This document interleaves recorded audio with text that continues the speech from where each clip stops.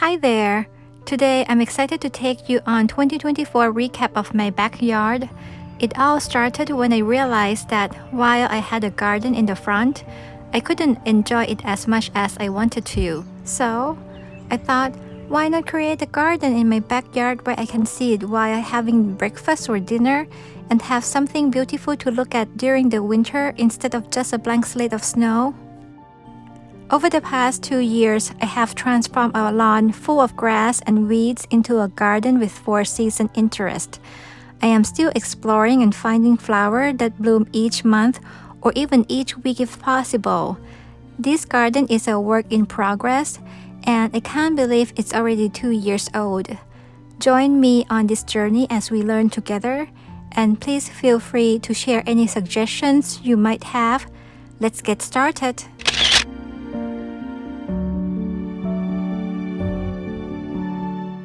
January and February are similar to March, just with a different amount of snow. We put up a fence in fall 2023 after our neighbors did. I don't like deer coming into my garden. They have already damaged my Truman juniper, as you can see here. The first flower to bloom in March is hellebore. I love hellebores because they bloom so long and their sepals change to green and last for a few months. Since they are relatively small plants, it's best to place them close to the house so you can enjoy them without having to hunt them in the snow. As we entered April, the snow started to melt and the next flower to bloom are my dwarf forsythia, show-off starlet. They display bright yellow flowers that you can spot from the distance. It is a dwarf forsythia that reach 2 to 3 feet tall and wide and have a nice maroon dark purple color in fall. They grow very fast. Just in 2 years it's almost 3 feet tall now. This made me think that I should have chosen the smaller version of the forsythia, the sugar baby. We'll see if I need to replant or give it away. By mid-April, many of the daffodils had bloomed. I planted over 1,000 daffodils bulbs in the first fall when I started this backyard. I also planted small bulbs like a couple varieties of the Iris reticularis, some a snowflake or a snowdrops. However, because these flowers are very small and planted far from where we sit, so they aren't very visible. I feel small bulbs are suited for a small garden area where they can be noticed. For example, this area I planted Chinodoxa and Narcissistic Tompous. For a large landscape, if you want to plant some small bulbs, creating a bulb lawn might be a better option. If you are a tulip fan from my previous video, I hope you're not disappointed that I didn't plant any early or mid-bloom tulips. This is because they are still browsing through the garden as the wooden area next to our yard hasn't produced enough food yet, and I didn't have fence during the first winter.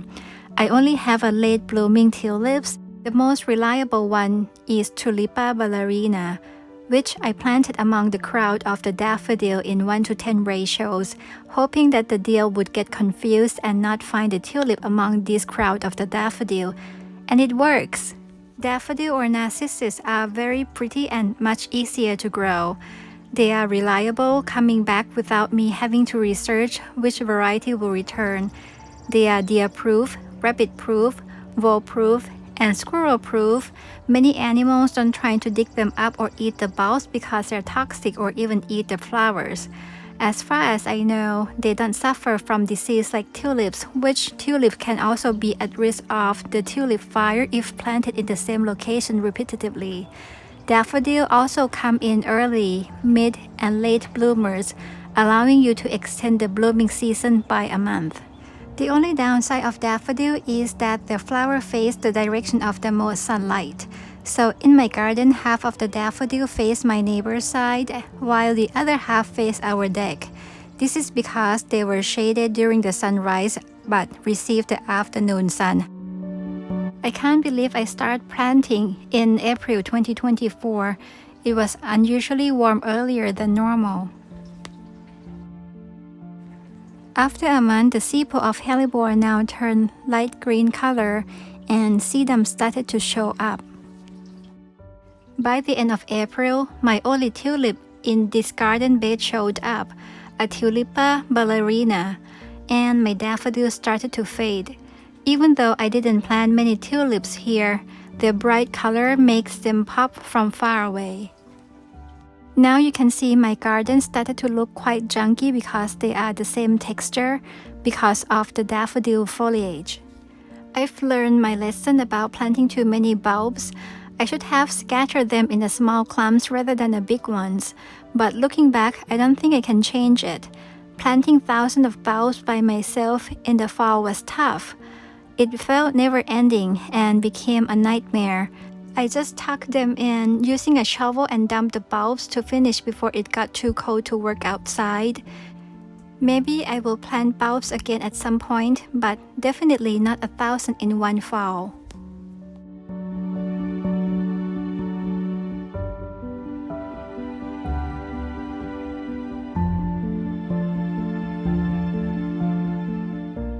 As we enter May, I have started to plant more. I got Picea abies blazed from my local nursery, which will give a bright red new growth. My Fothergilla gardenia has also started to bloom. This is a dwarf variety and it doesn't grow much. I wonder if it could be from the water issue because they like the moist soil, or maybe because this is a slow-growing plant that can take up to 10 years to reach the full size. I also planted 2 Sting Abovite at the entrance of the garden and Dianthus coronet white purple eye, which known for having the largest bloom among the Dianthus varieties. I put them close to daffodil and snow in summer celestium, hoping that these two will help deter rabbit before they find my Dianthus. I planted Castle Spire blue holly to enjoy its red berry. Now this area has too many broadleaf plants. I will have to replace with some different leaf texture to make this area look more interesting. Mixing different leaf textures such as the small leaves with the long or narrow leaves and the large broad leaves will create interest in the garden.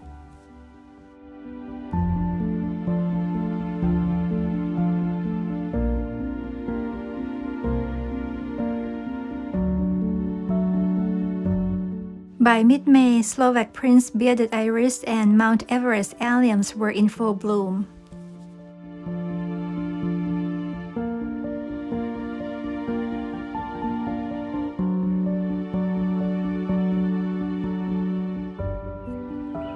Checkmark Trilogy Weigela also give multi-color bloom ranging from white, light pink to the dark pink. I also love its fall color as it turned burgundy gold color, making this plant 3-season interest. Other bulbs that bloom at the same time as Mount Everest are the white Camellia and purple Sensation Allium. Look at this daffodil foliage that has to wait for die down. It is a mess, right? I was planning to dig them up and transplant them, but I didn't have time last year. Coracham peonies also bloom around this time of the year. I also have couple cattle's peonies, but they are young and only had a bloom. I am looking forward to see peonies maturing and hoping to see a bunch of the flower next year. This might be the first year that I have seen Clematis omoshiro bloom. Who said rabbit doesn't eat clematis? It was wrong. I will have to find a way to protect my clematis, so I hope that I can enjoy the bloom next year. My Amsonia string theory is also in bloom. I love its fine foliage that turn bright yellow in fall. Doesn't it look funny to see all these bubbly heads together from the gingivinine bark, Amsonia, and alliums? But I like it though. I also have Storm Cloud Amsonia, but these two haven't bloomed yet, and I'm not sure if I like them. I will see how they look next spring. After the bearded iris blooms, it's time for the Dutch iris to show. I have Eye of the Tiger,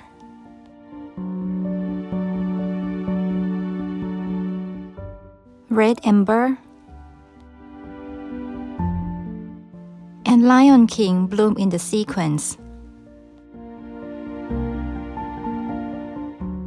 My Siberian iris also in bloom next to my Weeping Blue spruce.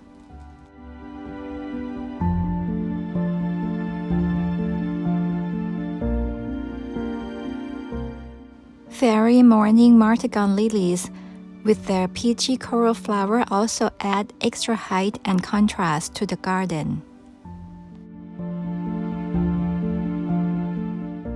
I am slowly able to feel the slope as my shipment and nursery plants start to arrive.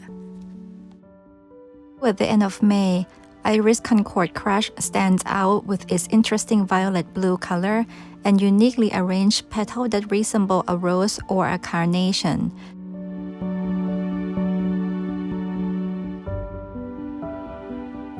My late-blooming alliums, Allium nigrum and Allium atropurpureum, also bloom at this time.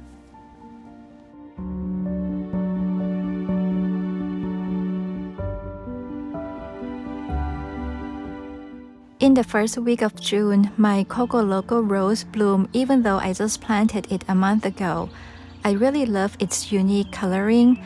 I'm not usually a fan of rose because I don't want high-maintenance plants, but the color is irresistible. My Golden Queen Globe flower is also in bloom, adding a touch of bright color to this area.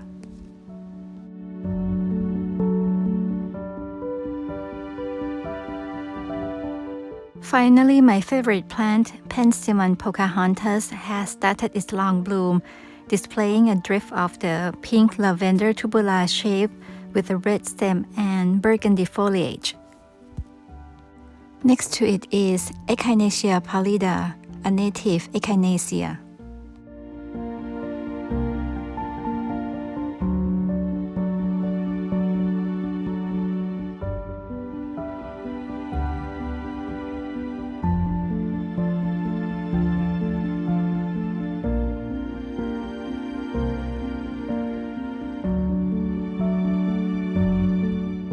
The last iris to bloom is the Japanese iris.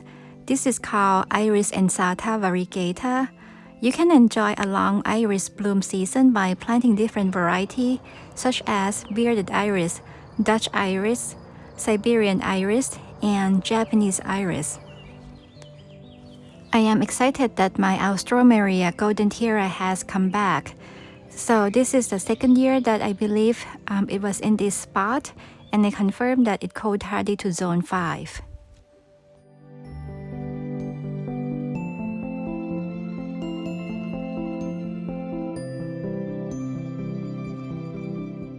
Toward the end of June, Echinacea supreme cantaloupe blooms. I didn't know rabbits love them so much. I have to find a way to protect them. I wanted to show how hostas can help hide the daffodil foliage. Here is Let's Stand Can Do hydrangea, which I replaced the macrophylla because macrophylla only bloom on old wood. Living in the cold climate, you have to look for hydrangea that bloom on the new wood. Otherwise, it's hard to get any bloom from them.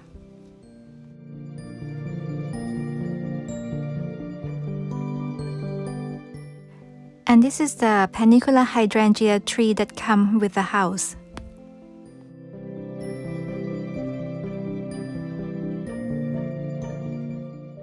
By July, the foliage of my short-toothed mountain mint turns a vibrant blue-green, brighten up my garden. Although it's said that to be less aggressive than many true mints, I still find myself pulling out the spread rhizome by fall or early winter.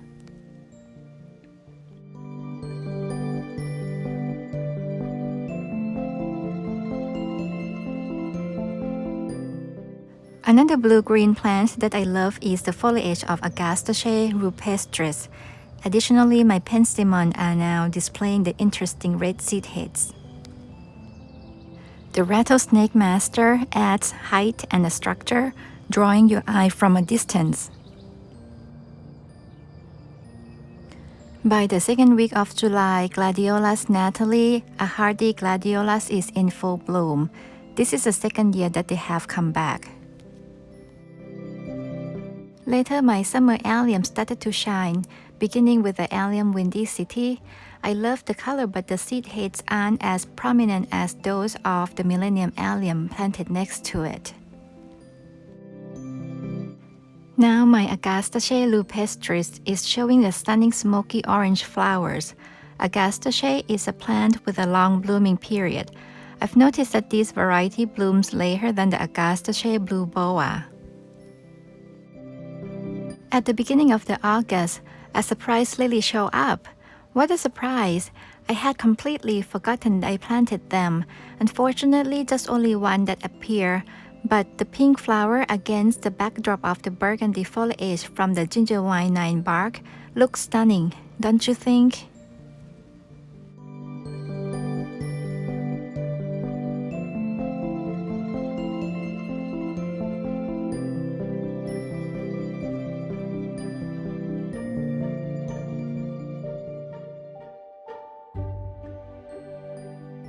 I found platinum blonde lavender at low this spring. The good thing of having the variegated plant is they glow when the light shines through. I'm not sure about the hardiness. Some said 6, some said 5. Finger crossed they will come back next year. By the second week of August, my anemones, another long blooming plant, started to bloom. I find them a bit challenging to establish, but at least some of them come back each year. I'm not sure which variety they are. And a stunning mum show is about to begin. The earliest to bloom is the First Lady, but I also just planted this spring, so maybe that's why it bloomed earlier, but homecoming is definitely on its way.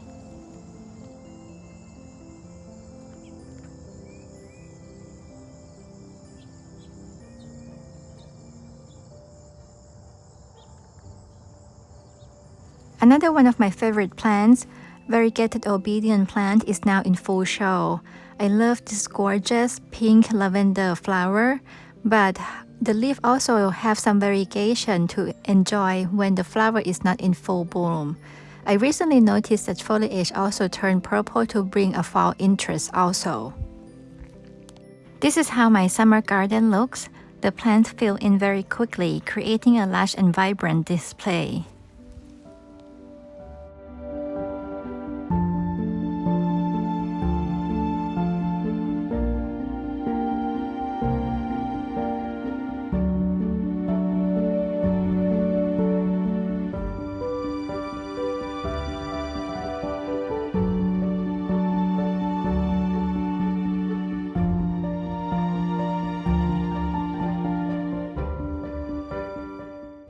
By the second week of September, another variety of mum, Jessica Louise, started to bloom. I have a full review and detailed overview of all varieties I planted with a link attached.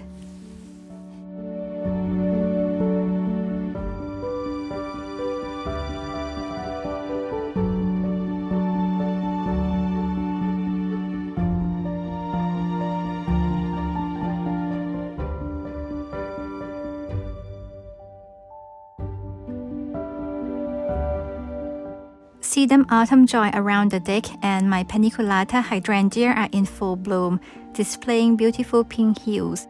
And some of the flowers started to develop interesting seed heads like this Millennium Allium.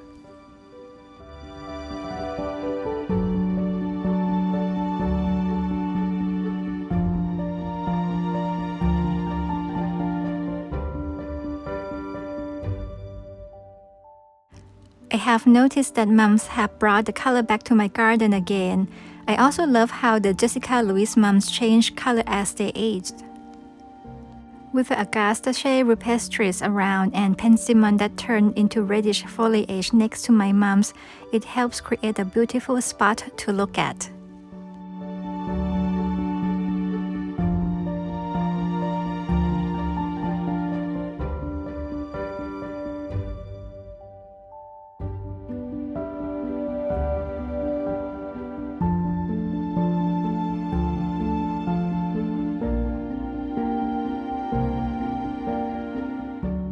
I also got a standard blue rugged juniper on sale, and we officially put up a formal gate and fence on this side.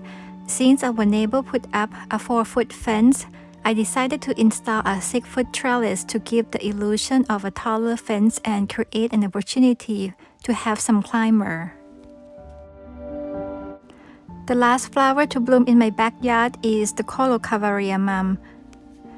Even though I don't have any more flower to enjoy the bloom, but the fall foliage changes as the weather gets colder, along with the mum, known for their long blooming, creating an amazing color in my garden at this time of the year.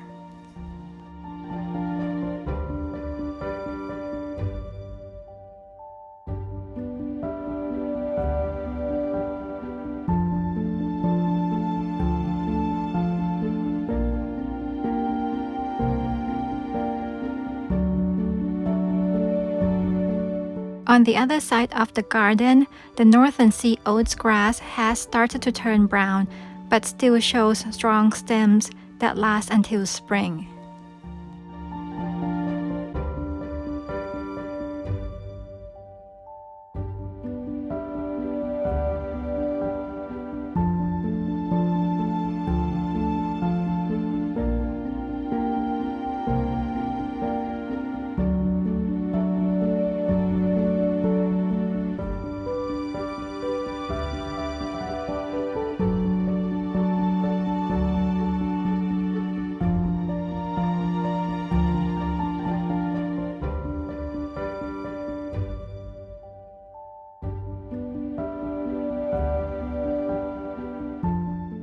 As we enter December and the perennial have died down, revealing more bare soil, the evergreen have taken the center of the stage in the garden. I have planted several evergreens, especially dwarf conifers, some of which change color to add the interest. I will give you a link to my previous video about the evergreen and conifer that change color for the small garden. And this is the end of the video. I hope you enjoy your garden when you look outside in the winter. If you like this video, please click like and subscribe. Stay warm, and I will see you next time. Bye!